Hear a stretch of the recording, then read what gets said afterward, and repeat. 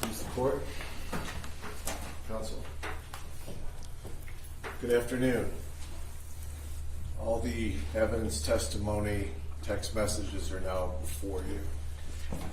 The case is going to soon be yours to decide when Judge Polis gives you the law to take back there. You'll have a written copy to read through.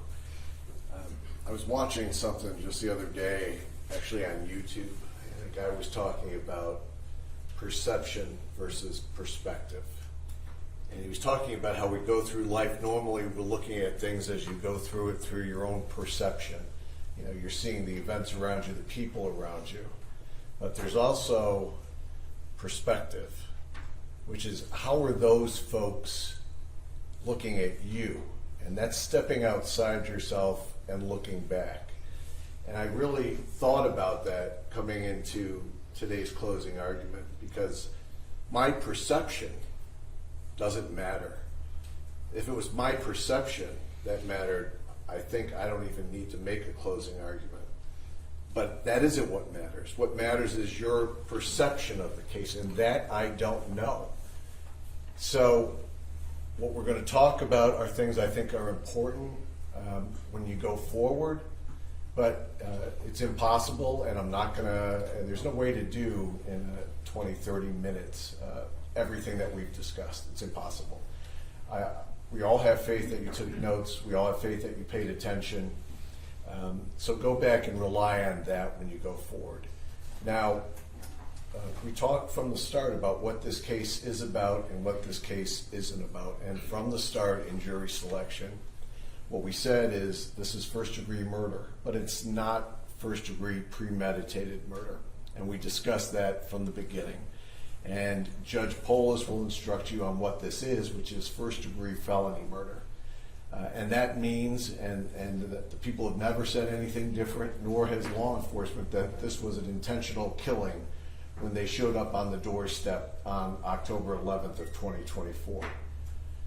And the judge will instruct you on the law, which is now before all the attorneys. And I'm not going to go through, there's a stack that Judge Polis will read to you, which there's no point going through it twice. But what you have to focus on regarding first-degree felony murder was that the defendants intended to commit a larceny, and that during that larceny, they caused the death of Mr. Murray by either intending to kill him or intending to do great bodily harm to him or creating a high risk that death or bodily harm could occur. And then the judge is going to instruct you about aiding and abetting, which we also talked about. And it'll say anyone who intentionally assists someone in committing a crime is as guilty as the person who directly commits it. Now, I believe the facts have shown there were 3 people in that basement. Okay, and Mr. Murray is not able to talk about what happened in that basement. But I think the facts have shown throughout this, and I think the text messages tied everything in together even more, that from before, during, and after, these defendants had planned to commit a larceny at Mr. Murray's house. And each of them played different roles and different parts, but each of those parts were going together for that same mission, for lack of a better term.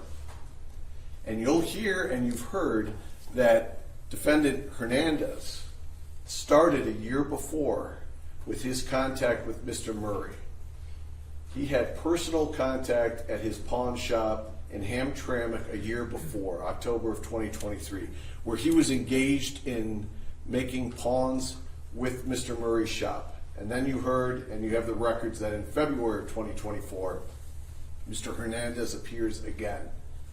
And when he appears again, not only does he take some things out of pawn, but he asks to speak with Mr. Murray face to face. And Mr. Murray came over, shook his hand, looked him in the eye, and talked to the co-defendant Hernandez. And the other interesting part of that, because there are little bits that maybe don't seem that important, and maybe they're not. That's for you to decide. But what is Hernandez in there looking at? He's in there looking at Rolexes. What does Mr. Murray wear? He wears a Rolex.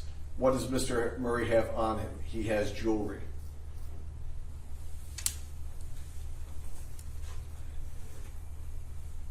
After that day, and as things went forward, you've seen the text messages, you've heard the connection between the two co-defendants, and it's a substantial connection. These are not Facebook friends who never hang out. These are not high school friends that only see each other at reunions once every 5 years. These two have had a close connection, and it continued throughout this time. And I think there's proof of that through witnesses and through the text messages. You heard from Ms. Diaz when she testified how the defendant, Zuazo, was going to be in the wedding in September of 2024. You heard from Ms. Diaz that she knows him by the nickname of Yogi. You heard from Ms. Diaz that she identifies the defendant that morning of October 11th when he's in the Lowe's with co-defendant Hernandez.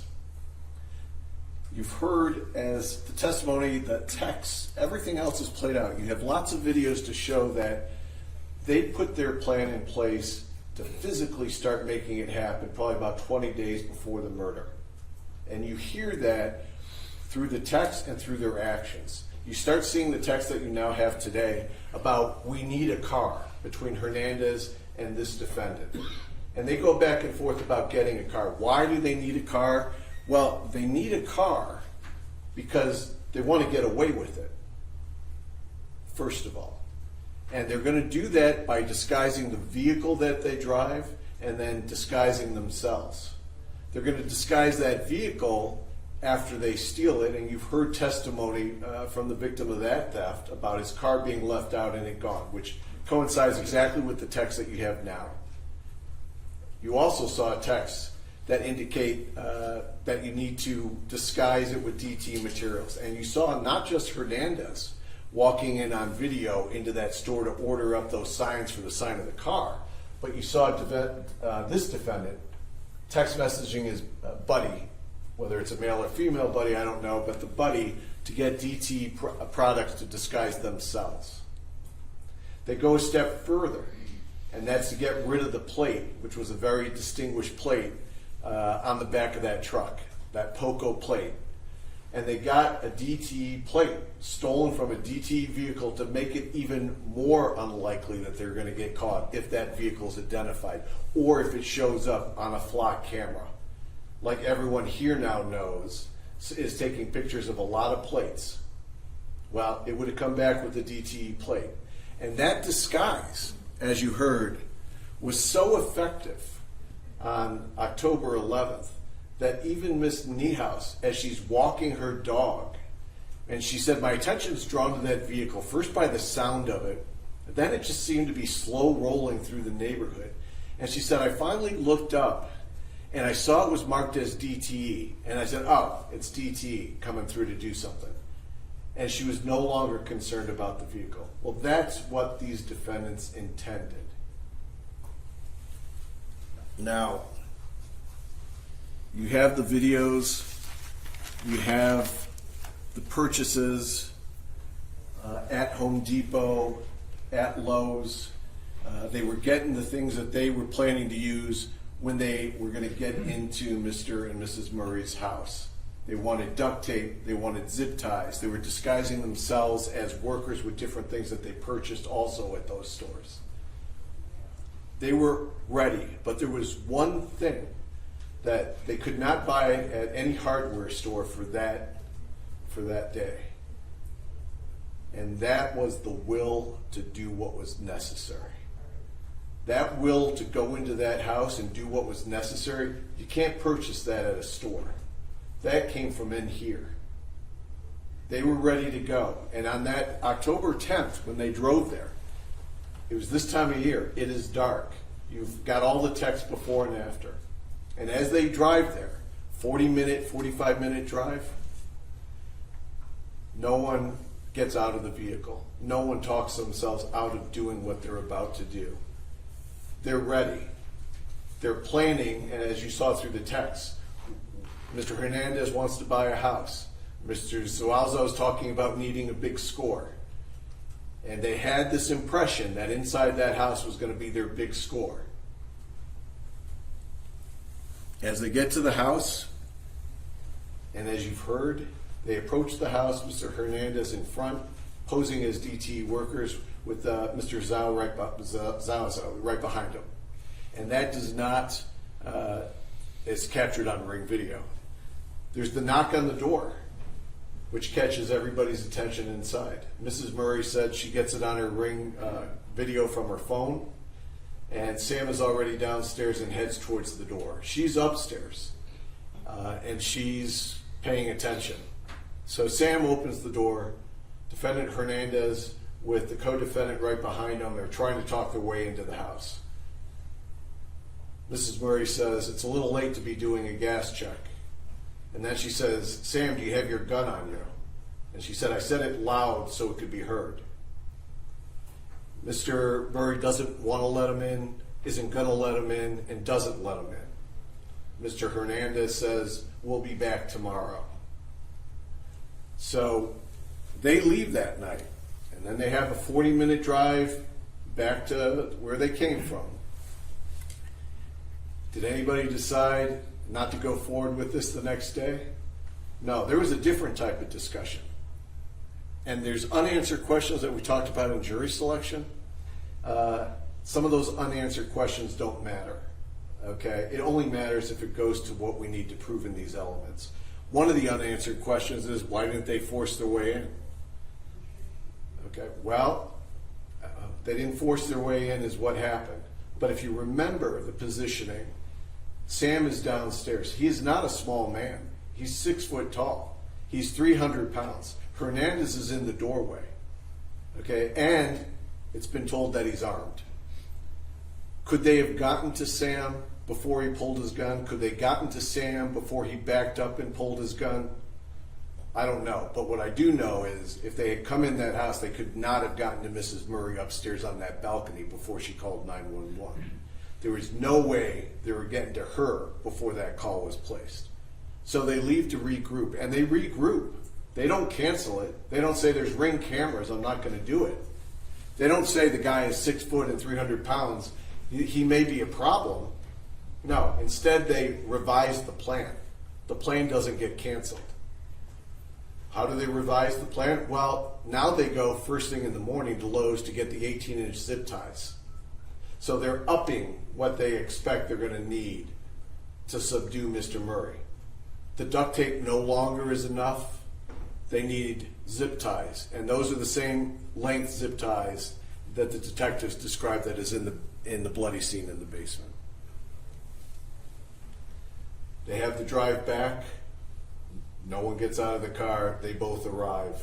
And as they arrive this time, when they're at the front door, which is captured on the Ring video, they're able to trick Mr. Murray into opening that door.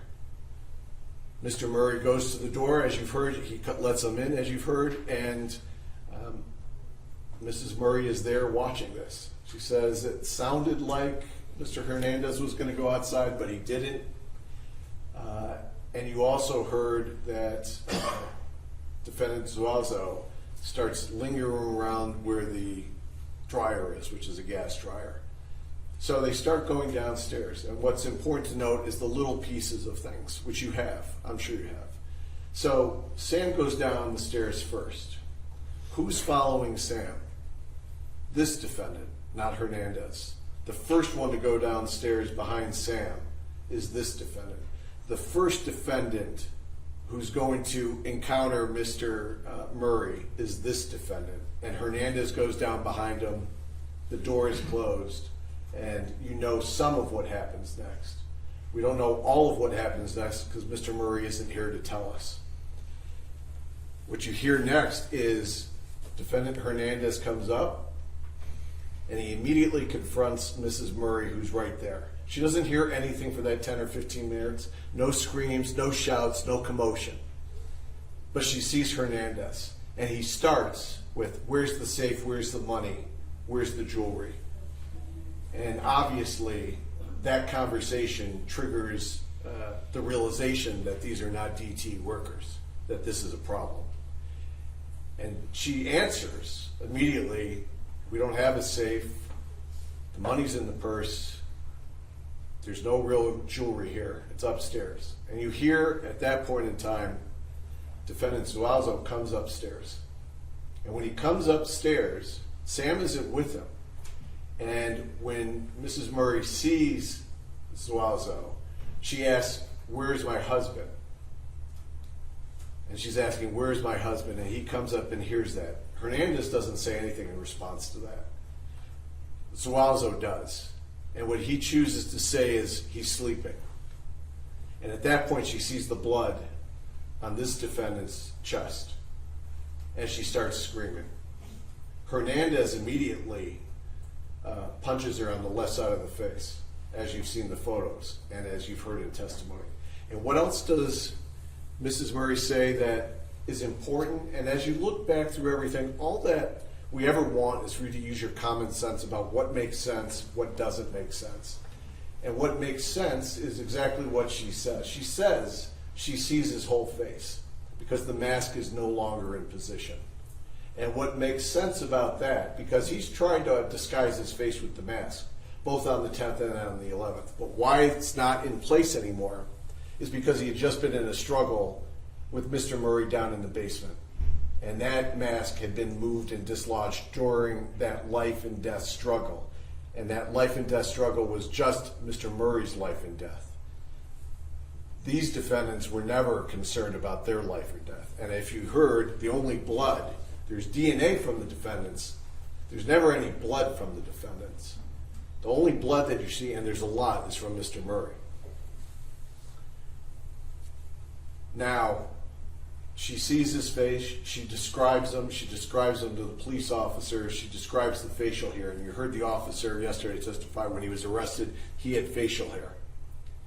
And then you've seen the Lowe's video from that morning where the defendant is there with Mr. Hernandez with facial hair, with the bucket hat that's later found. So does that end it? Does the defendant head for the door? Does he say, "I'm getting out of here"? No. Where does he head? He heads upstairs to continue the mission, which is to find the jewels or this treasure that doesn't exist. So he goes upstairs, and you heard that when he goes upstairs, those rooms are ransacked. You saw those rooms are ransacked. The costume jewelry is every place. And you also heard Mrs. Murray testify that Hernandez never went upstairs. Only this defendant went upstairs. And what else is upstairs? The victim's blood on that swipe on the wall. Because there's so much blood that was downstairs, the defendant got the blood on him and left it upstairs. As that's going on, Mr. Hernandez is still looking for items, trying to get into the purse, trying to take the car keys, taking the cell phone, taking all these things. And the gun is missing. Gun's never been found. Last time it was seen, it was going downstairs with Mr. Murray. That gun is missing. Mrs. Murray tells you that she's bound up by the duct tape. You saw how Sam is bound up in the basement.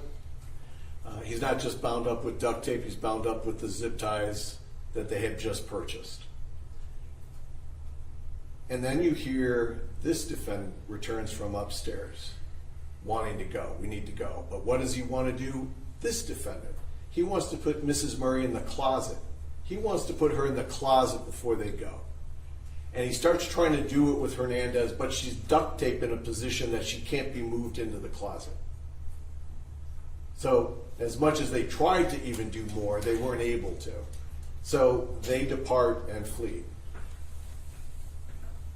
It's not over, because they got to try to get away with the little that actual value that they took. The only thing of value that they took that day was Mr. Murray's life. That's the only thing of value that was taken.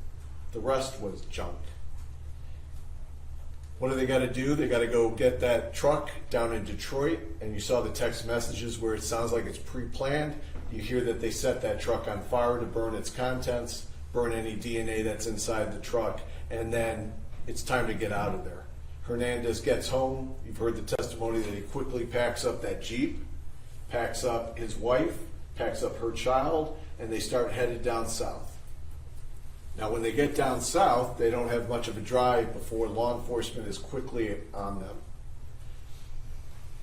Law enforcement finds a lot of objects of value that are later processed.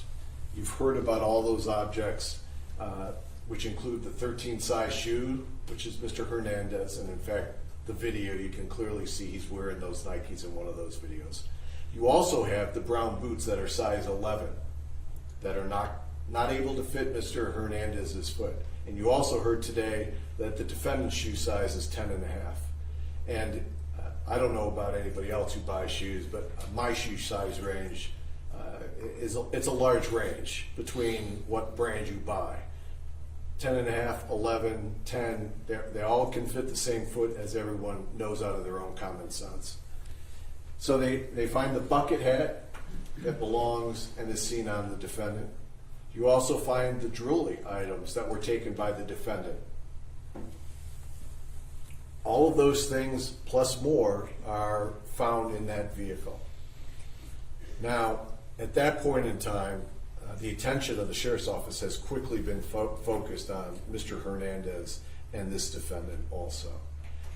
You heard from Mr. Broad, who calls into the sheriff's office and says, I know that guy. He testified yesterday. I know that guy. I worked with that guy.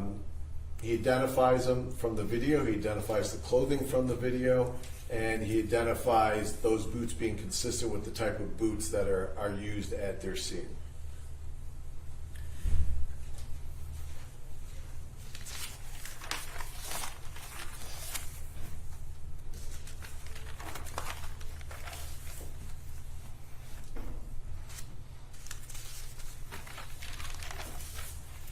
So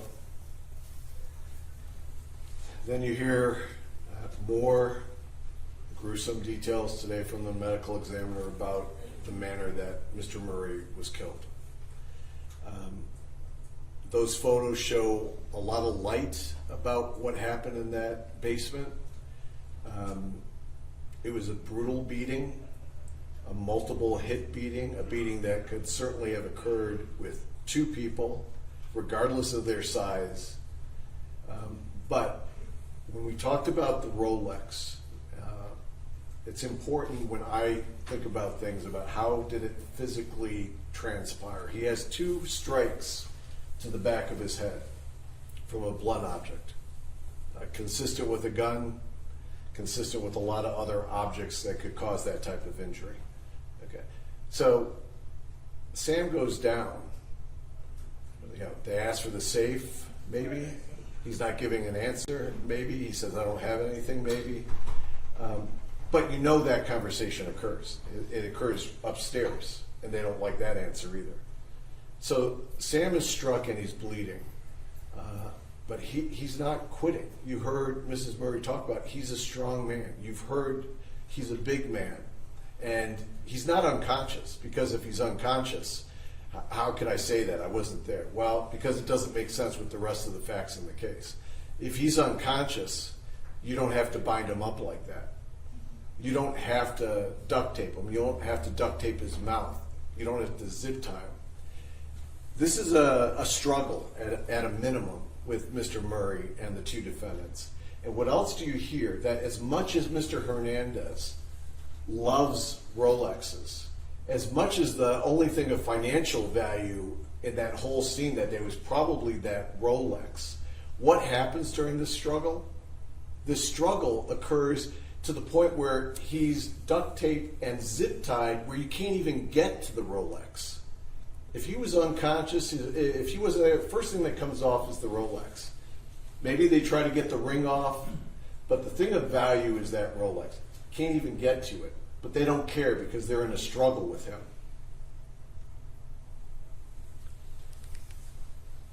Now, that beating had many injuries to Mr. Murray that you've heard about. And we talked to the medical examiner about the compression to the throat and about if someone's struggling to break that compression, whether it's a knee, a hand, a foot, you know, it would reset your clock. You know, if someone's trying to choke you, you knock it away, it resets the clock. You keep doing it. So I believe it's taking two people to try to restrain Mr. Murray. And that fact is borne out by the fact that you have blood on both defendants. There's no version where any defendant left that basement before that violence occurred. Impossible, because you're not getting blood on your boots, you're not getting blood on your Nikes, you're not getting blood on your shirt. Both shirts. Because the t-shirt Mr. Hernandez is tested also has the DNA on the blood. So that battle is going on down there. And, you know, I try to think about it like just normal life, okay? I have a brother 4 years younger, okay? So growing up as kids, when we would roughhouse, wrestle, things like that, there was a point in time where I could get both of his wrists in one hand. And I could put him down with one hand and hold him in place. And then I had one hand free. That stopped when we were about 12 years old. I could no longer control him with one hand. There was no way one person was controlling Mr. Murray all by themselves. To both tie him up, keep him in a position, do all that, that doesn't seem to me to be reasonable. I think Mr. McCarthy is going to say a few things at this point. Give him your direct, full attention like you have throughout this trial, and then I'll have a few minutes afterwards to address what he says. Thank you. Mr. McCarthy. Thank you.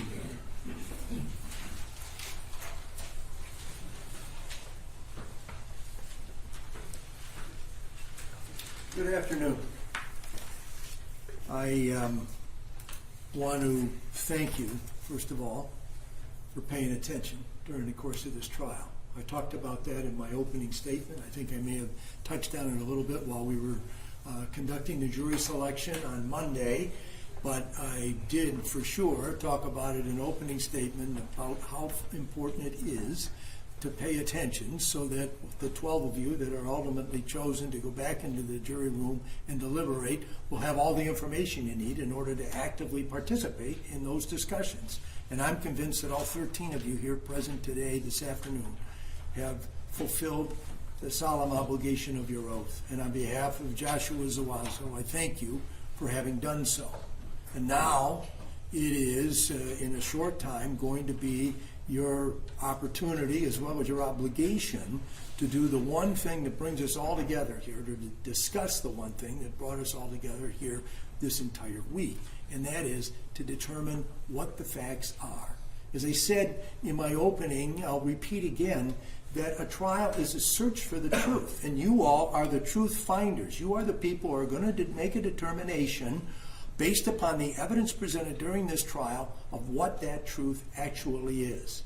And then ultimately the practical reality of those decisions that you make in coming together and determining the truth is going to be whether you find that there's been evidence presented to the high standard of proof beyond a reasonable doubt to convince you that Mr. Zuazo is guilty of any one of these three crimes with which he is charged and for which he has undergone a trial before yourselves. First-degree felony murder, unlawful imprisonment of Hussein Murray, and unlawful imprisonment of Linda Murray. One of the things that impressed me about the evidence that we have heard, and one of the things that I told you in the very beginning of the trial, is that this is about identification. And I understand Mr. Petrofess's argument, and he is attempting to convince you beyond a reasonable doubt that that second person who's there with Carlos Hernandez in the Murray home on the 10th day of October in the evening, and on the following morning, the 11th of October of last year, is Mr. Zuazo. But there's quite a difference between what you're able to perceive in all of the videos that have been shown to you, which, are exhibits, and you are all welcome, as Judge Polis will tell you, any exhibits that you want to see, you're going to be able to see again and go through them. And I encourage you to do that very thing, especially from that Friday when it's daylight and you can see. And take a good look at who that second person is. And ask yourself, is that really proof beyond a reasonable doubt that it's Joshua Zuazo or is it somebody else? Because when it comes to identification, besides what you can see just in little clips from those videos, comes from Mrs. Murray and Kelly Broad. He testified yesterday. I believe it was yesterday. It might have been Wednesday. But whichever day it was, he testified during the trial, and he is the person who used to be Mr. Zuazo's supervisor, 2 levels up from him, but some sort of a boss at the St. Mary Cement Company. And I don't know about you, but I had a little difficulty following what he was saying. I know he was here for a reason. First of all, he was subpoenaed, so he's obligated to be here. But he was here to make sure that who he says had threatened him when he fired him got convicted in this crime. He says that he knows it's Mr. Zuazo because in the video he is wearing Wolverine steel-toed boots given to him by St. Mary Cement Company. And he's wearing safety glasses. Prescription, he says, given to Mr. Zuazo by St. Mary Cement Company. So the thing that I ask you to do is scrutinize what he had to say. And the reason I say that is because in the instruction that the judge is going to give to you a second time, she's already given this to you once before the evidence presentation began, is about witnesses and sizing up the witnesses and making a determination about who do you believe. And one of those things that she's going to repeat is words to this effect about, does the witness try to actually answer the questions or does the witness argue with the lawyer? And I would add this, does the witness ask the question presented? Now, I've been doing this job of representing people in trial and conducting litigation in civil matters as well as criminal matters for 45 years. And so I consider myself pretty capable of keeping people on point and getting them to answer their question that I put before him. Ask yourself in your memory how many times I had to repeat a question and ask him to answer the question that I put to him. Was he honestly trying to answer the lawyer's questions or was he arguing with the lawyer? And this is a huge piece of evidence that is presented specifically to fill in some gaps about who that second person is and make it be Joshua Zuazo. I submit to you that Kelly Broad was not honestly trying to answer the questions. He was here with an agenda. He claims that Mr. Zuazo threatened his life, but he never reported that to the police. And he says that he can tell that these are Wolverine boots. The fact is, when I asked him the question, I said, well, all you can see is down at the bottom. The person who's wearing those shoes is wearing long pants. How can you tell all these things? Well, he just knows that that's true. Well, if that's so true, and the people's theory about Mr. Zuazo's presence at that place, the home of the Murrays, then how come there aren't some brown Wolverine steel-toed boots in Mr. Zuazo's house when it is subjected to a thorough search? Why aren't those steel-toed Wolverine boots that Mr. Broad is so certain were present in that video in the Jeep that is racing from Michigan to Texas and is stopped in Louisiana? Those are Timberline boots. And there's no evidence that those are Mr. Zuazo's boots. There's no DNA in those boots that says it is Joshua Zuazo's DNA. There is DNA that says that the blood on top of one of those 2 boots is Mr. Murray's. No question about that. Who is to say, what evidence is there that is reliable that it's Joshua Zuazo whose feet were in that boot? Where is this shirt that Mr. Broad claims he recognizes as a St. Mary's cement shirt, or covering, whatever it was, this yellow-looking thing that you can see in the video? How do you know that that's from St. Mary? When I told him that there was this, in the video that I watched of him, on his shirt he had a name tag, or the company name is what he said. I couldn't see it very clearly in the video I watched. But he explained, yeah, he says that's St. Mary Cement Company says that on this green patch. And then he adds in, well, of course, those can be easily removed. Okay, well, there wasn't one of those on that shirt, and he claims there's this thing on the shirt, though, that says fire repellent. I think was the two words, FP or FR, and so there'd be some kind of safety shirt that the St. Mary people have. He claims he can see that in that video. I encourage you to take a good look at that and see whether that's what you see. Or is what you see a name tag holder, a clip of some sort, something like all of you have for your jury badges, up there on that shirt that this second person was wearing, and not some initials from the St. Mary's Cement Company, but just the clip to hold on to the fake DTE energy tag. Question of fact for you to decide. Then we have the fact that the other person making an identification of Mr. Zuazo is Mrs. Murray. She's a compelling witness. And who among us would ever want to be in her shoes? And this was without question, and she honestly answered this for me when I cross-examined her a couple of days ago.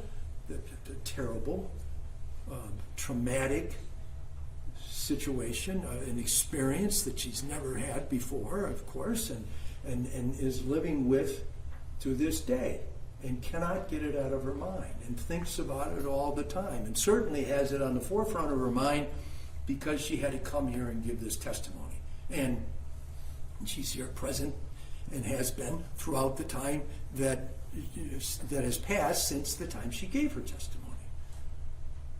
And so one of the other instructions you're going to get is that you cannot let sympathy or bias or any human emotion enter into your decision making. And I ask you to think about the two witnesses from the Holden County Sheriff's Department who testified yesterday, Deputy Hagelin and Deputy Wigman, about the description of the second individual that Mrs. Murray gave when they conducted interviews with her. Deputy Hagelin was not the first person who saw her. That was Deputy Copeland, who was the first man on the scene. And his interaction with her was rather brief, and he got her out of harm's way, or at least where he hoped it was going to be out of harm's way, so that he could summon more deputies, and he didn't have much interaction with her. Deputy Hagelin took her and put her into a vehicle, a police vehicle, for her own safety and to give her an opportunity to be sitting down and out of all of the activity that was going on in her home, and talk to her. And what she told him was that it was a person of average size. Black male, but a person of average size. Didn't give any specifics.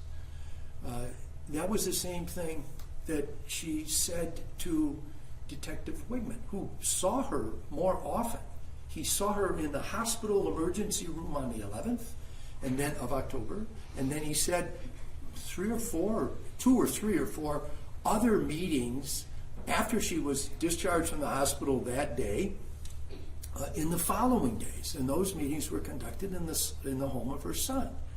But never once did she give a description to say that Zuazo, or the second person rather, who she has now identified as Mr. Zuazo, was 6 foot tall. It was always a black male of average size. Now, she was specific in her description to Detective Wigman about who is, we know, Mr. Hernandez. Very tall and fat, very fat.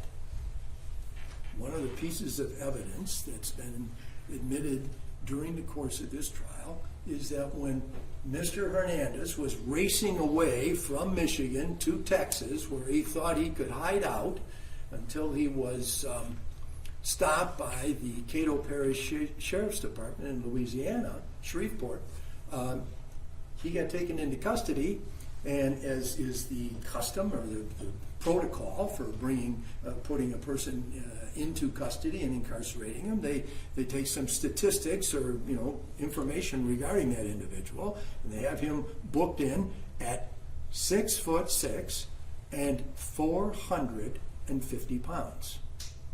Now, going to the basement of the home of the Murrays on the morning of October the 11th of last year, there was a person weighing 450 pounds who was very capable of squeezing the life out of Hussein Murray by using his foot, using his knee, using his hand, because no matter how you press down, what part of your body, when you're that big, you press down with your knee, your foot, your hand, you're going to have 450 pounds backing you up. And that is a tremendous amount of weight. So when we have this compression, because that's the cause of the death, is this neck compression, not only does Mr. Murray have a fractured jaw, but he has his hyoid bone right up here in the top of his neck. And that is an essential thing you need in order to be able to stay alive. His gets fractured not in one place, but in two spots. It's crushed by somebody's sustained effort to do that. Why is that going on? Who is intent about doing that? Well, I would suggest to you that the person who's text messaging back and forth between himself and his new bride, Mr. Hernandez, talking about getting a house, hope we have a good score.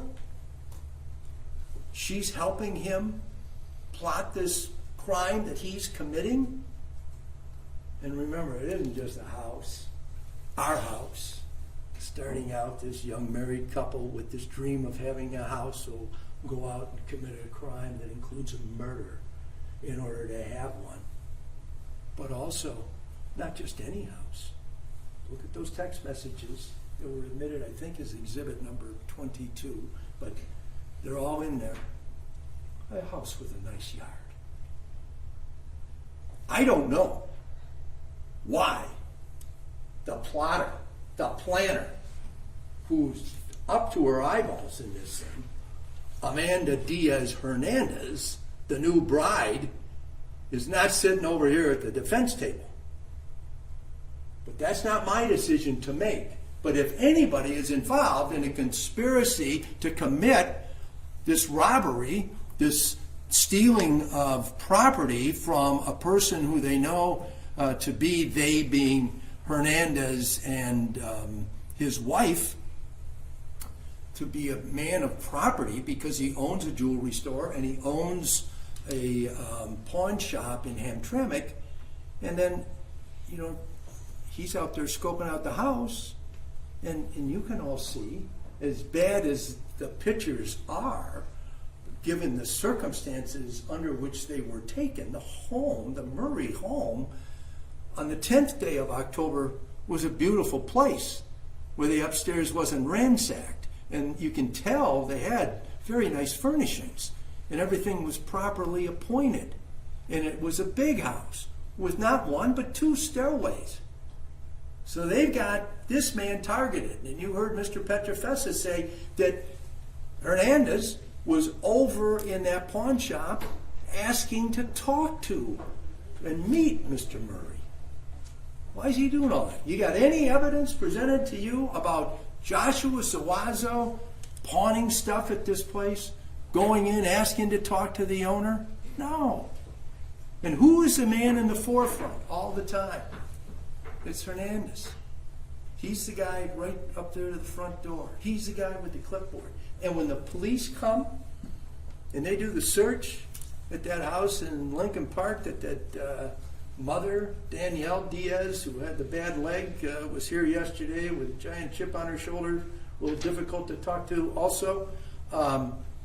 When they come and they do that search, among other things, they find the DTE energy cutouts designed by apparently one of the two of them, or maybe both of them, worked on it together, a kind of a joint project of a young married couple, so they can have their dream house. And that's not in Mr. Zuazo's house. It got searched thoroughly. You don't see one piece of evidence in this trial that came from Mr. Zuazo's house. But there's a lot that came from Hernandez's house.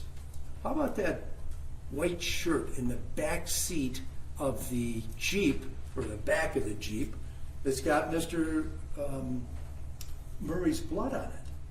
Now, I made a point, and I'm not trying to make fun of somebody because they're overweight or big. I mean, this is only because it's an essential fact in this case.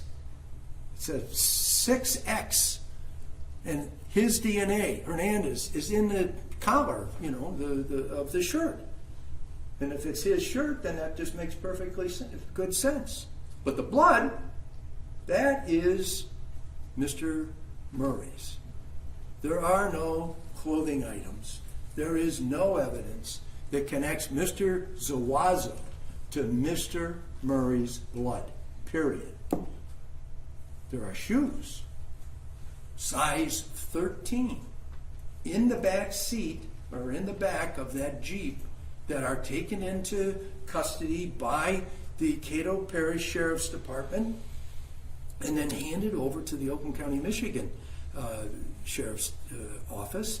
And those are analyzed. We had the testimony from the DNA witness here, I believe it was yesterday, Ms. Ramirez, and it's up in the octillions, for one in so many octillion, that it's Mr. Murray's blood on Mr.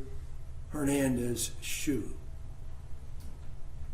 There's the black gloves. There's black gloves seen by Mr. Hernandez, or on Mr. Hernandez during the crime. And what do we have in the back seat? His DNA inside those black gloves. No question he was there. No question that this horrible crime was committed and that he is responsible for it. And this whole idea of all this was supposed to be as a robbery. Well, I can't tell you what's in somebody's mind any more than Mr. Petrofesic can on the day that this happened, this horrible, tragic, criminal thing occurred. I don't know what Mr. Hernandez is planning on doing.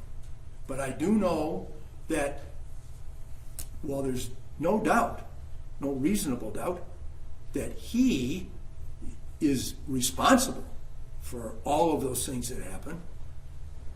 There is no such evidence beyond a reasonable doubt that it's Mr. Zuazo. Let's look at one other video. It's at the Lowe's. It's at 9:30 in the morning, and it's down in Allen Park, I believe. And that video shows Mr. Hernandez walking around inside the store, and then he's buying items, and then he pays for those items. There's another person with him. The people allege and argue that it is Mr. Zuazo wearing this bucket hat. And a bucket hat gets found in the back seat of this Jeep. Now, I'm not much of a hat wearer. I have a couple of baseball hats, but that's about it. I understand, though, that there are people that like that type of style of hat, and I guess in sunlight or sunshine, warm days, maybe it's a good thing to have. Keep your face from being burned up or your neck. Well, whatever the reason somebody's wearing it, if it was Mr. Zuazo, you would think that there would be some DNA on that hat, on the inside of that hat, for this person who's wearing it. If, in fact, that's who it was. We don't have that in evidence. We don't know whose hat that was. We don't know who was wearing it. We don't even know, really, whether the person who was wearing that hat left that hat in the back of the Jeep. But we have one other thing, and that is a number of items taken from the Murray home, stolen. Any of those at Mr. Zuazo's house? Any item from the robbery, the larceny rather, that took place as the predicate felony to charge first-degree felony murder in the hands of or anywhere near where Mr. Zuazo was? No. Let's talk a little bit about leaving town. This Mrs. Diaz, the mother, Danielle, testifying yesterday, she doesn't really know when they left. They were going to leave. They were always going to be leaving. But, all of a sudden they were going to be leaving maybe that day. She was asleep because she works these long hours. So she doesn't want to give you too much information. She surely wasn't, I would say, a cooperative witness. I wouldn't tell you that she lied absolutely, but I wouldn't put a lot of faith in what she had to say. But I got thinking about the newlyweds, and what I didn't hear about from either one of them, even though they have this desire to have their own house, is that either one of them had a job. We got some text messages about being behind on the rent by 5 days on the house down in Texas, or the apartment, or whatever kind of a residence it is. And then, the response is, yeah, well, we spent all that money in PR, which I imagine is Puerto Rico, but I don't really know. Probably the honeymoon. And so, no job, no means of getting the dream house or even putting food on the table. What's going on here with Mr. Zuazo? Where is he when he gets arrested? Monday morning, October the 14th, or maybe it's the afternoon, but sometime on that day when the fugitive apprehension team comes to the job site where he's working. He didn't leave town. He didn't go anywhere. He's here, easy to find. The only reason they find him is because of this Kelly Broad coming in with his chip on his shoulder to identify him and say, well, I think this is the guy. Getting even for whatever it was that he's not happy about. But Mr. Zuazo's not down in Cato Parish, Louisiana, heading to Texas. He's not getting on a plane to fly to Europe or something like that. He didn't go anywhere. Well, now why would he just be sticking around while Hernandez has gotten out before the day is over? He's on the road heading home because he doesn't have a guilty conscience. He didn't do anything. He's got nothing to run from. Let's go back to Lowe's. 9:30 in the morning. You have this video. Maybe it's Mr. Zuazo in there. That's going to be for you to decide. Let's say, for argument's sake, that it was him. That doesn't prove that he went anywhere beyond that place where that store where Mr. Hernandez made the purchases or paid for whatever it was he got. And what do you see with Zuazo? What's he got? Bottle of pop. Look at those videos. Or a bottle of something. I can't tell you it's pop.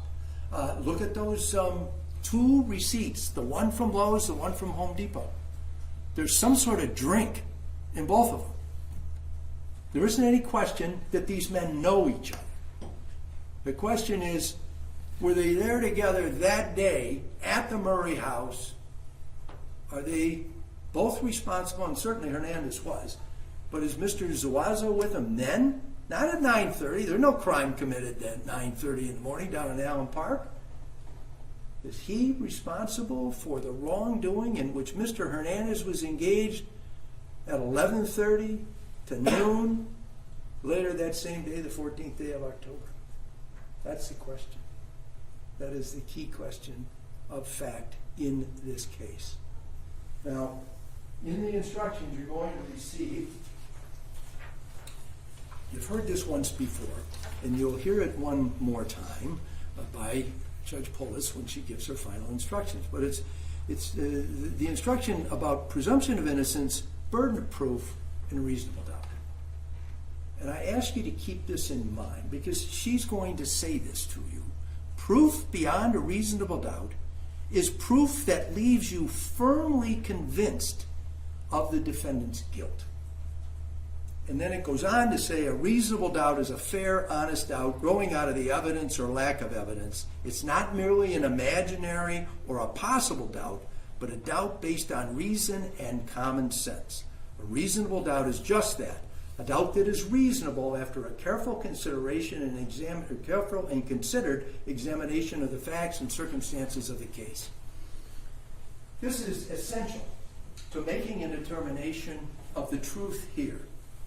You have to be firmly convinced that Mr. Zuazo is guilty of any one of these three crimes, because the same standard applies to each crime charged, and you have to consider each crime charged individually. But no matter which one you're deliberating upon at a given time during those deliberations or discussing, think about that. You have to be firmly convinced that he's guilty beyond a reasonable doubt. We haven't seen that level of proof. Firmly convinced. There's a big question here raised about identification.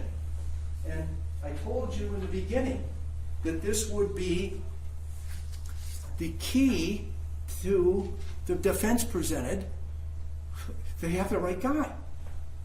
And when she instructs you on this particular point of law, Judge Polis is going to say, among other things, in deciding how dependable an identification is, think about such things as how good a chance the witness had to see the offender at the time, how long the witness was watching, whether the witness had seen or known the offender before, how far away the witness was, whether the area was well lighted, and the witness's state of mind at the time. So, in the case of Mrs. Murray, this has particular relevance because her state of mind at the time would be one of terror. Whose state of mind wouldn't be that way? She had interactions with the police. They were back to see her multiple times. She's the only eyewitness. So she's a very important person, and I think it would be very difficult if I was a detective investigating this case to have to bringing up this wound with Mrs. Murray so soon after it happened and asking for more details. But they have nowhere else to go to get this information. And in the back and forth, the trading information, she comes to have an understanding of who it is that the other suspect is. And so she's able, without question, when she testified here very clearly, she's able to use names. She knows who the defendants are, without question. And she can certainly identify Hernandez. But I submit to you that she has adopted an understanding that Mr. Zuazo, because he is the defendant, is actually the person who was there in her house. She's testifying honestly. She's simply mistaken. And I think that is a common enough thing that can happen to a person who's a victim of a crime. And even if she wasn't a victim herself, although she was or is, for the unlawful imprisonment perpetrated by Hernandez, who tied her up with duct tape, she's got all that trauma to deal with. So that could have an effect on her ability to recount the events completely accurately and to be able to identify Mr. Zuazo. Now, there's something about blood on the sleeve of the person the second person. But we don't have that in evidence, so we don't know whatever happened to that sleeve, the shirt it was on. It's just not before you. It's something that was seen. And there's another thing, there's some blood on a wall upstairs, a blood mark. I didn't hear any evidence about any DNA being taken from that stain on the wall. So while one might, under circumstantial evidence, because you'll get an instruction on that as well, be able to say, well, you know, this is a blood mark up there, and there's this horrible thing that happened, and maybe that blood is Mr. Murray's blood. And maybe it is, and maybe something happened where some accident occurred and there was some blood that ended up on a wall that didn't get cleaned up immediately. I mean, I know there's been things in my own home that have gotten messed up that didn't get cleaned up immediately. Sometimes you don't notice something, and it's quite another when the police investigators, I think that Ms. Myra testified to like 15 people being there on the afternoon and into the evening of the 14th of October last year. They're going to see everything. They're looking everywhere.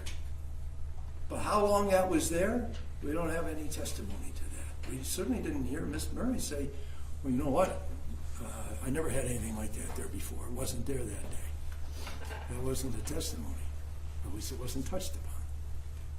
Reasonable doubt. Whoever went upstairs did ransack the place. It's all terrible. It's a horrible tragedy. I, even though I'm an advocate for Mr. Zuazo, because I'm not a juror, can at least allow myself to have compassion or sympathy for Mrs. Murray. You all can't do that while you're deliberating and thinking about what the facts are. You have to use what I told you about in opening statement, or my opening statement, is that cold-eyed calculation to come to a determination of what the truth is. I know that's what you're going to do when you deliberate. I appreciate all the attention that you've paid to me here this afternoon, all the time, that you have, all the attention you paid during the course of what is now the fourth day of our trial, all 4 days. I've done everything that I can do for Joshua Zuazo. I'm going to sit down in a minute. And Mr. Petrofessa is going to get up and attempt to poke holes in what I've just told you here this afternoon, because that's the way the system works. And he gets to talk twice and I only get to talk once because he has the burden of proof. And so he gets the opportunity to give a rebuttal argument. And that's the way the rules work, and it's perfectly fine. I'm confident in that burden of proof business, and I am very confident in proof beyond a reasonable doubt that you will find that Mr. Zuazo, that hasn't been proved against him, and that he would be found not guilty. But when Mr. Petrofessa makes his points, I ask you to keep in mind those things that you anticipate after I've talked so long that I would have said, given an opportunity to get up again, which I won't have. And as I told you a moment ago, I've done everything that I can do for Joshua Zuazo. And now I leave him with you and in your capable hands. Thank you. Thank you, Your Honor. You're welcome.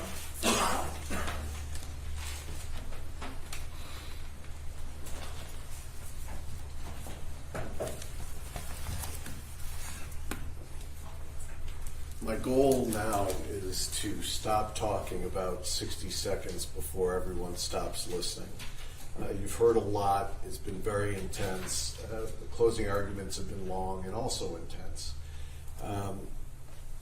So let me start by saying, in a response that wasn't how I was planning to say it.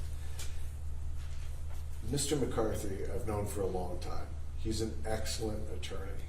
He's an ethical attorney. He would never intentionally mislead you from something that has occurred during the trial.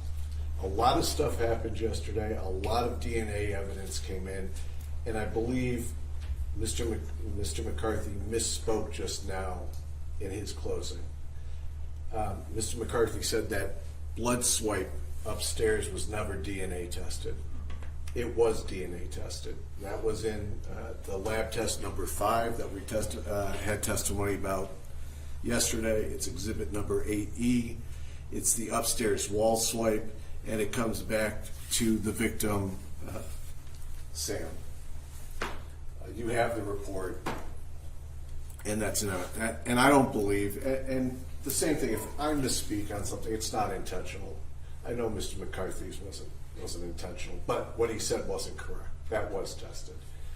Now, a couple other things that he mentioned was about missing evidence. Well, you know what the defendants did as soon as they left the residence that day. That was to go destroy evidence. So I don't know what was burnt up in the vehicle, but they attempted to burn up the vehicle, destroy DNA evidence. You know, a lot of things weren't recovered that were taken. Cell phones weren't recovered. The pistol wasn't recovered. The cash wasn't recovered. And Mr. Hernandez left town immediately because he had someplace else to go. This defendant was still here, but he had several days knowing what was going on, knowing what was in the paper and on the media to get rid of any evidence that he may still have had, so it wouldn't be at his residence when the sheriff's office showed up. So it's not surprising that there wasn't any additional evidence that was found there at the house. Now, there's certain things that, when we talk about Mrs. Murray, when we talk about the witnesses, that it's beyond common sense, it's beyond reason when you're looking at things. It's impossible. Just certain things about this identification of this defendant would be impossible to have happen if it wasn't accurate. I don't have to prove impossibility, beyond impossibility, but it's actually impossible in my estimation regarding Mrs. Murray's identification. She says, square away, I saw his face when the mask dropped. She says that. She identifies the defendant. She identifies him under oath back in December of last year. Says, I recognize him from the house. Okay? Now, what's impossible about that identification if it's a misidentification? Well, what's impossible about that misidentification when she says it a year ago, when she says it under oath? What's impossible for Mrs. Murray to know? It's impossible for Mrs. Murray to know that the defendant's DNA is going to be found in the basement of her house. That's impossible. And if you notice, the one thing we didn't hear, although we had opportunity to discuss anything, was anything about the defendant's DNA on that duct tape. Two sets of duct tape in the basement of that house. That wasn't discussed. That's identification. What else is impossible? Well, when Mrs. Murray is making that identification, she doesn't know if there's a connection between Hernandez and him. She doesn't know that they go back. She doesn't know that there's all these text messages. What if the investigation went back and it wasn't that? What if the investigation went back and it was somebody else's DNA in the basement to discredit that identification? No. Everything that goes forward says this is the right guy. And what else you have that can't be created? Mrs. Murray doesn't know that Ms. Diaz is going to know the defendant, that she's going to know the defendant and his connection with Hernandez. It's impossible for that connection to have been known by Mrs. Murray when she made her identification. It's impossible. And what else is impossible is that Mr. Broad, when he testifies, he says, yes, I also know him by Yogi. Impossible for him to know that Mrs. Diaz, who's also going to identify him, knows him as Yogi. It's going to be impossible that he knows the connection with Hernandez. Hernandez is the obvious guy on the video. But he doesn't know that. He never has talked about Hernandez. But he knows the defendant. It's the rest of the investigation that brings everything together, that all these are connected to the defendant. It was also said at one point that on October 11th at 9:30 he hadn't done anything wrong. You've seen the planning that had gone through this case way before the 11th. You had seen the planning that this defendant did to get the DTE items, to get the helmet, to get everything else that was needed to be impersonating DTE officers to get into that house. So we're supposed to believe that somehow he does all this preparation work, that somehow he's identified by all these witnesses, but somehow there was somebody else who was there with Hernandez on the night of the 10th, and then suddenly that person disappears and he's the one who goes with him to Lowe's, and then suddenly he disappears again. That's not reasonable, and that's not what the facts are.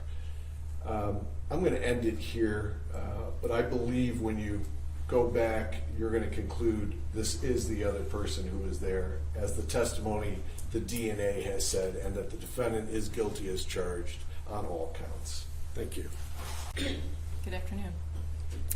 It is quite clear that you have been an attentive jury and you've paid attention to all of the evidence and taken notes when you felt it was appropriate. So I'm not going to stand up here and go over every single thing that we have heard in these last 3 long days. But it is important to go over a number of things that you heard and some things that you didn't hear.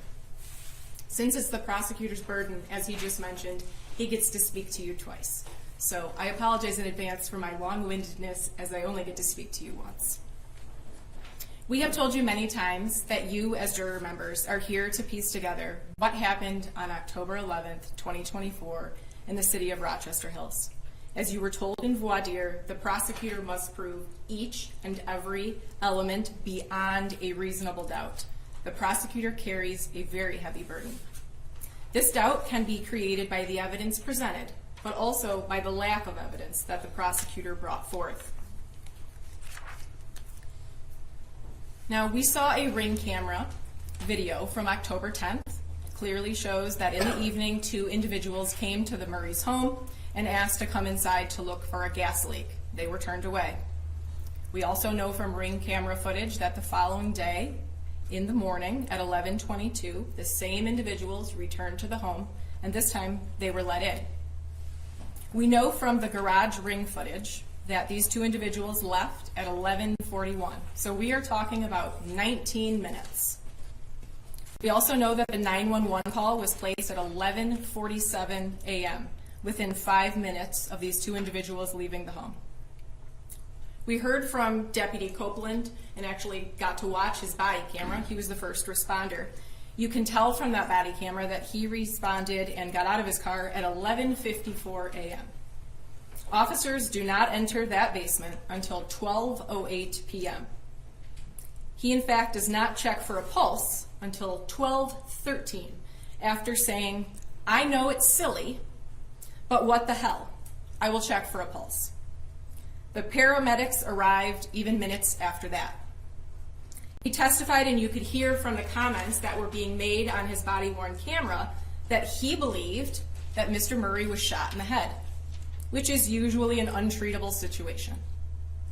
We know from Dr. Shauna Bryan, the medical examiner, that Mr. Murray was actually still alive after the assault occurred because blood was found in his lungs, and also based on the fact that there was a large amount of blood found on the floor around him. And as the doctor explained, his heart was still pumping.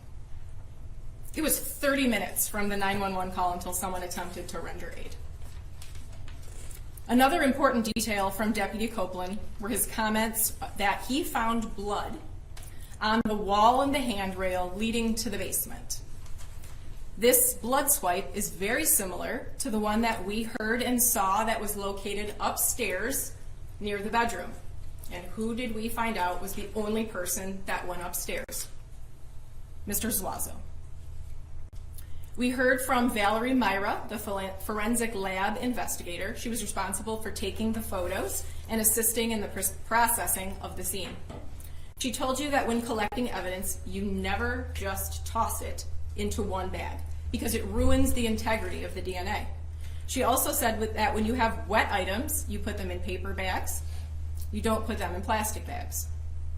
She took all of the pictures of the scene and then also did some fingerprint analysis back at the lab. Now, she did photograph that swipe, that blood swipe upstairs. She was not directed to it and didn't see it or photograph the one down by the basement.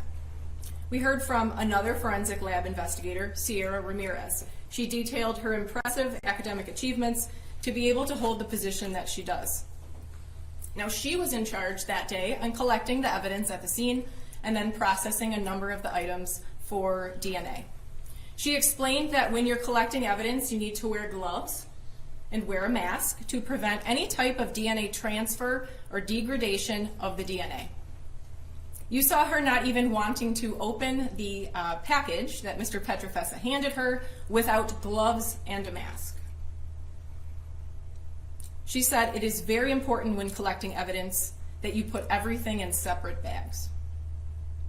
She also described that if something has a biological substance on it, like blood, and that item is put next to something that is dry, DNA can transfer. Was Mr. Hernandez's DNA on the rolls of duct tape? Yes. We know he purchased the rolls of duct tape. Mr. Hernandez's DNA was also found on a number of items that were found in the back of his car after he handled them and packed them into his car. We also know that he packed all of the items that Mr. Zuazo was wearing in a black bag, which was found in his trunk. Now, we heard some testimony from Thomas Keelan. He was the individual that worked for POCO, and he testified that his truck was stolen on September 29th. Now, like we discussed in voir dire, even if you believe that Mr. Hernandez was responsible for stealing the car, he's not charged with that. The fact that the truck was stolen does not satisfy any of the elements of the charges that he is on trial for. We also saw and heard from multiple witnesses saying that the truck was burnt. It was driven to Detroit that same day and burnt out. Again, Mr. Hernandez is not charged with anything related to the damaged vehicle. The burning of the truck does not satisfy any of the elements of what you are here to decide. We heard from Brian Broad, that was the former boss of Mr. Zuazo. We heard that he identified him from a video that was played on the news and the social media, and he immediately called the police. He also testified that Mr. Zuazo was let go due to poor performance and not following the rules, and that when he was fired, he decided to call his boss and tell him he was going to kill him. We heard from Deputy McCoy and the detective Casey Jones from Louisiana that Mr. Hernandez had an address in Katy, Texas, and that a be on the lookout was put out in the United States, and he was pulled over in Louisiana in a white Jeep. You heard that when he was pulled over, he complied with everything that was asked of him, and he pulled over immediately. We heard from Hannah Hussein. She's a family member of the Murrays and has been a store employee at that pawn shop for 20 years. She told you that in 22 and 23, Mr. Hernandez pawned items at the store that was owned by Mr. Murray. She described that in January of 2024, someone came in and redeemed the items that Mr. Hernandez had pawned. She couldn't say who that person was, but someone came in. She also told you a story that had never been previously told to police or written in a statement. Even though she agreed with me, it was an important detail. She told you at some point, which she does not know when, she remembers Mr. Hernandez entered the store when she was working and asked about a Rolex, and then asked to talk to the owner, Mr. Murray. She has worked at that store for 20 years and testified that on some days she sees 50 people. In reviewing her testimony in the jury room, I ask that you review the judge's instruction on credibility. If we are to believe that that happened and Mr. Hernandez had an interest in Rolex watches, I understand Mr. Petrofessa's explanation of why, that Rolex would not have been left on Mr. Murray's wrist if Mr. Hernandez was the one that was doing the assault. Does the fact that Mr. Hernandez went into the pawn shop owned by Mr. Murray in October of 2023 prove any of the required elements? I say no. Even if you believe that he went into the store in January of 24 to redeem his items, it does not prove any elements. There is no evidence to show that he had somehow been following Mr. Murray for over a year. Now, we heard from Linda Murray, and I think that Mrs. Murray did the absolute best job she could testifying. Definitely the worst day of her life. Now, she told you that on the night of October 10th, she yelled down to her husband asking if he had his gun on him. If we are to believe that she said that loud enough for Mr. Hernandez to hear, does it make sense that they would come back the next day with no weapon? Especially not if the plan was to injure Mr. Murray. Now, she told you that she never saw any type of weapon from either Mr. Hernandez or Mr. Zuazo. Another interesting detail she mentioned was that Mr. Zuazo went downstairs with a mask. He had it on his face. But when he came back up, he didn't have a mask on. So whatever happened in that basement with Mr. Zuazo, it caused him to lose his mask. Not Mr. Hernandez. He still had his mask on. Would a man that is 450 pounds be able to do the assault that we saw the results of and walk back upstairs with that same respirator mask on? I argue no. The most important part of her testimony in relation to Mr. Hernandez was the proximity in which Mr. Hernandez was to her for about 10 minutes of the time that he was in that home. All of the close interactions that she described happened after Mr. Hernandez had come up from the basement.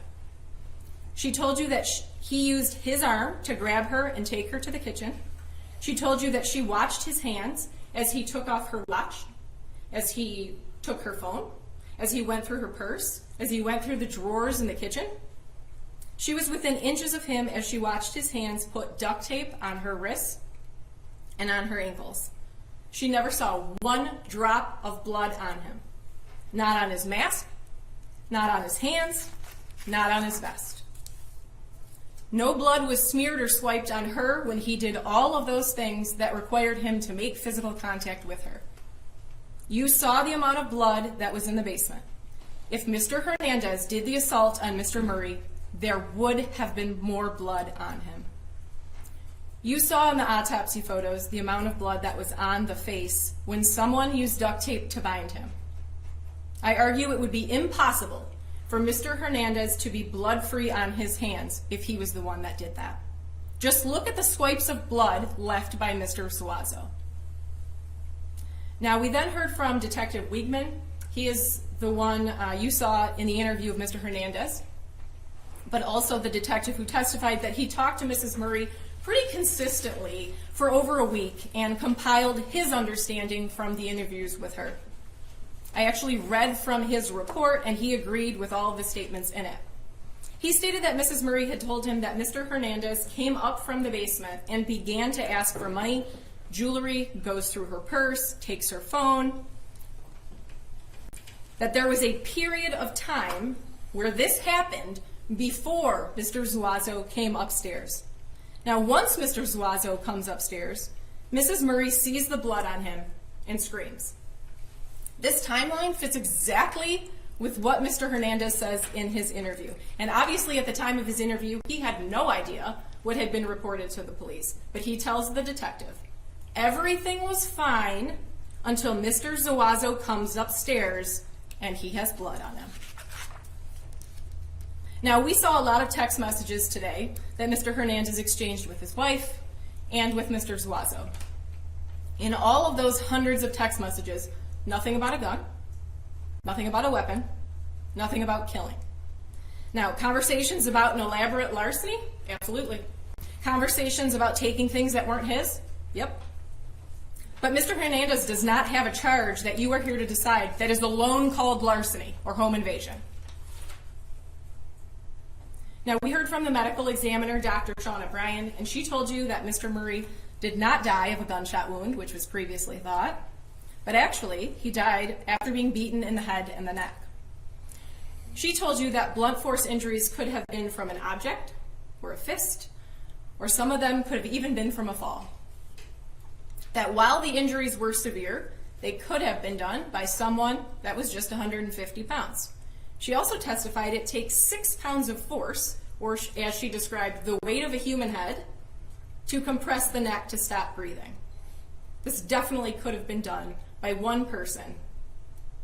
Now, after his arrest, Mr. Hernandez did not have to talk to the police. As you know, Mr. Zuazo did not. He could have remained silent, but he didn't. because he wanted the deputies to know that he was not part of the beating of Mr. Murray, and he wanted to tell them that. Now, it's usually not appropriate to talk about someone's size, but because it's been such a topic of conversation here, let's talk about it. Remember the video of the interview in Louisiana. At that time, my client was booked into the jail at 450 pounds. As you could tell from those Lowe's videos, he had some trouble walking, and if you watch at the end of that interview, he could barely get up from the seat. Now remember back to the photos of where Mr. Murray was found. That space is extremely small. I argue that there is no way that Mr. Hernandez could have been the one attacking Mr. Murray. One, I don't think he's physically able to, and keep his mask on. And two, there wasn't room. Now, Mr. Hernandez was open and honest about the fact that a truck was stolen, signs were made, outfits were purchased, forms were printed out, badges were made, clipboards, duct tape, zip ties. They bought hard hats. We saw them at Lowe's and Home Depot. All in elaborate preparation of a larceny, not a murder. You did not see them at a gun store.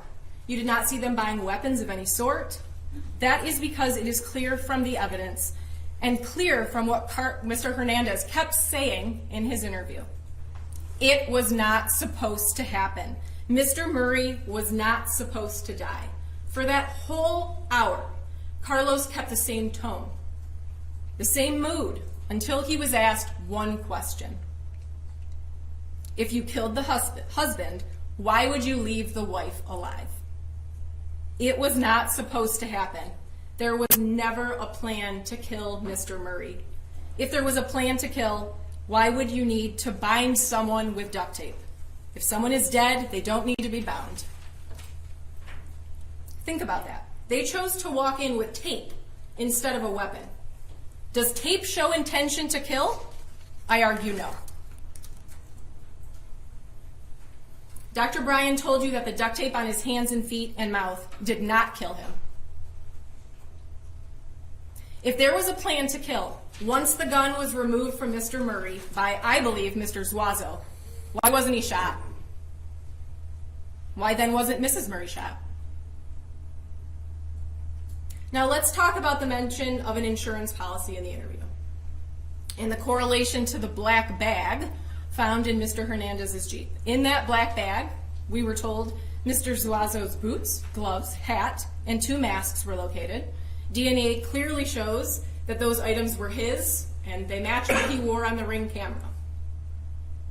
Now, how did Mr. Murray's DNA end up on the large white t-shirt and the shoes of Mr. Hernandez? Well, unfortunately, Mr. Hernandez does not have the years of training regarding biological substances like the evidence technicians. Mr. Hernandez's own clothing was found in the same plastic bag as the bloody items from Mr. Zuazo. We learned about DNA transfer and degradation. If Mr. Hernandez had blood on him, Mrs. Murray would have seen it. I asked you in voir dire if you understood that you were not here to decide if Carlos was a nice guy, if you'd like to have him as a neighbor, or if you'd like him to have him date your daughter. Do you remember that question? And why is that important? Because again, even if you don't like him, none of the elements are satisfied by that fact alone. You may not like any of the actions that Mr. Hernandez took leading up to October 10th, on October 10th, or October 11th. The fact that he did some bad things does not then automatically mean that he committed the acts for which he is charged. Now I want to talk about the actual charges now. So we know the first count is first-degree felony murder. To prove this charge, the prosecutor must prove each and every one of the following elements. First, Mr. Hernandez caused the death of Hussein Murray, that he died as a result of neck compression and blunt force trauma. Second, Mr. Hernandez had one of the 3 states of mind. He intended to kill, he intended to do great bodily harm, or he knowingly created a very high risk of death or great bodily harm, knowing that death or such harm would be the likely result of his actions. Third, that when he did the act that caused the death of Mr. Murray, that Mr. Hernandez was committing or attempting to commit or helping someone else commit the crime of larceny. And as we all know, after the end of 3 days, a larceny is a taking of property with intent to permanently deprive the owner without consent. Now, did the prosecutor prove to you beyond a reasonable doubt that it was Mr. Hernandez that caused the death of Mr. Murray? I argue no. The prosecutor now gets 2 bites to this apple here. They are either arguing that yes, it was Mr. Hernandez who actually did the beating death of Mr. Murray, or if you don't believe that, then he is still guilty under aiding and abetting. This instruction is so important and actually very helpful to you when you go back in that jury room, so I want to go over it. The judge is going to tell you to prove the theory of aiding and abetting. The prosecutor must prove all of the following elements beyond a reasonable doubt. First, that the alleged crime, which is felony murder, was actually committed either by Mr. Hernandez or someone else. Second, that before or during the crime, the defendant did something to assist in the commission of the crime. And third, which is the absolutely most important element, third, at the time, Mr. Hernandez must have intended the commission of felony murder, or must have known that the other person intended its commission, or that the crime alleged was a natural and probable consequence of the commission of the crime intended.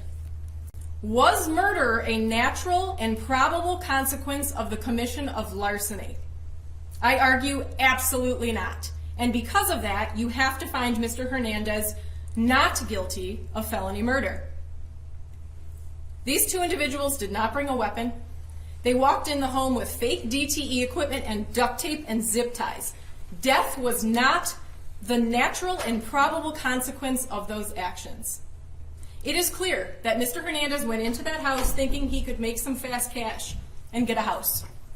There has been absolutely no evidence that Mr. Hernandez went there with the intention to kill anyone in that home, and because of that, I argue felony murder was not proven. Now, Mr. Hernandez is also charged with 2 counts of unlawful imprisonment. As we discussed in openings in voir dire, there's 1 count as to Mr. Murray, 1 count as to Mrs. Murray. The elements are the same. For count 2, unlawful imprisonment against Mr. Murray, I do believe that the prosecutor has proved the elements of this charge under the aiding and abetting theory we just went over. Mr. Hernandez went into the house after purchasing duct tape and zip ties that he shared with Mr. Zuazo. I believe the evidence then shows Mr. Zuazo used those items to restrain Mr. Murray. The binding of Mr. Murray was a natural and probable consequence of him walking in there with that tape. I believe the prosecutor proved that to you. As to count 3, unlawful imprisonment against Mrs. Murray, I do believe that the prosecutor has proved the elements of this charge. The testimony of Mrs. Murray indicates that it was Mr. Hernandez who used duct tape on her wrists and ankles prior to leaving the home.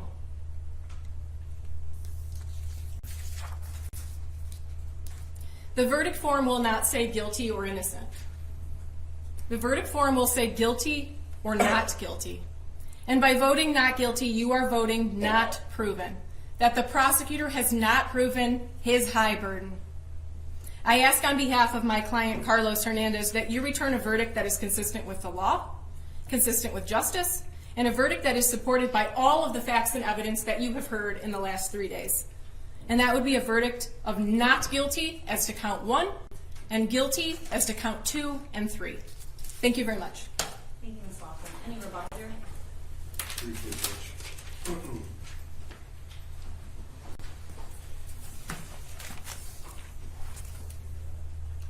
Again, defense counsel starts off with talking about a plan to kill when they arrived at the house. That is not what felony murder is. That's first-degree premeditated murder. That's not how you're going to be instructed regarding the elements to be proven in this case. I would also say that there's a couple definitions that I maybe take issue with or need to be amended after this case has gone through. The first one would be forthcoming in describing the defendant's statement to the Oakland County Sheriff's detectives. What I heard, and I think it's only got little worth, but I don't think it was very forthcoming when he was talking to the detectives. If you recall, which I thought were the highlights of it. Defendant says, when he's supposed to be forthcoming with the detectives, he says, "I never said I was there the second day. I never said I was there the second day when all the bad stuff happened." At that point, he's trying to portray himself as only being there on the 10th, where nothing really bad happened. That was forthcoming statement number one. Then you remember he was asked about Mr. Murray fighting back. There was no response to that question at all. Silence. He doesn't want to talk about what happened in the basement with Mr. Murray. And then, shocking, he says, when asked about hitting Mrs. Murray, he says, I don't recall hitting Mrs. Murray. That was another one of his forthcoming statements that he made to the police officers. And the final term that I would change is that this was an insurance policy for him, because what he had in that black bag was anything but an insurance policy for him. Now, there was a statement about his mask not being in place and there should be more blood on the defendant. More blood, we need more blood. Well, you hear from the first deputies on scene that they're reporting as a gunshot wound. That's how much blood there is at that scene, that they believed it was a gunshot wound. That's how much blood was there at the scene. We need more blood? Okay, well, the facts give you more blood. As you heard the testimony, you have the exhibits for the defendant, C and D, that are moved into evidence. In the stuff that's found with them, face covering N95, red stain on the exterior. Defendant Hernandez on the interior. Both victims on the exterior of that. Defense wants more blood? Okay, well, 7E, white t-shirt, which is into evidence before you. Swab both the inside and the outside. Defendant Hernandez on that 6XL t-shirt is in the interior. Victim Sam Murray is in the exterior of that exhibit. More blood still? We've already talked about it. Those black Nikes. But not only is there the blood of the victim on the outside of those shoes, the blood of the victim and his DNA is inside the shoe also. That's how intimately connected the defendant is with that bloody scene. And then finally, as we also discussed, 7G, the black gloves that were found on the defendant when they were stopped. Exterior victim of the victim. Interior is defendant Hernandez. Also interior is victim Linda Murray. So, I guess the best response I can have about trying to have it both ways, I believe that was said at some point. At no point have I ever theorized that only one of the defendants obliterated Mr. Murray in that basement. I don't believe only one of those defendants had contact with him when this was occurring. I believe both defendants had contact with him down in that basement when he put up that struggle, because they have to disarm him. And disarming him first is probably one of the main priorities. But then he's attacked from the back and his head is bleeding. Now, I tried to think about a response to that, but growing up, I have a brother. He's 4 years younger than myself. Okay, so growing up, for a long time, I was the older brother, and when we roughhouse and play around and wrestle and stuff like that, I could get both of his arms, his wrists in one hand and hold him down with one hand and a second hand free to tickle him. I don't know what you want to say, but you could hold both arms in one hand. When he got older, I couldn't do that anymore. And if we were going to struggle, it would take a hand in each hand to do it. Now, Mr. Murray is a big guy. Mr. Murray is struggling. There is no way that you're holding down Mr. Murray as he's struggling with one person and then binding him in that position. There is no way one hand is holding him with one hand and tying him with duct tape with the other, with zip ties. Impossible. Both of those guys were doing that down in the basement. They have the blood of the victim on it to prove it. You don't get blood on you like that if you're upstairs with Mrs. Murray asking about where the safe is. I believe the evidence has clearly shown that the defendant is guilty of charged of the murder and of the other 2 counts. I appreciate your time and attention. Thank you.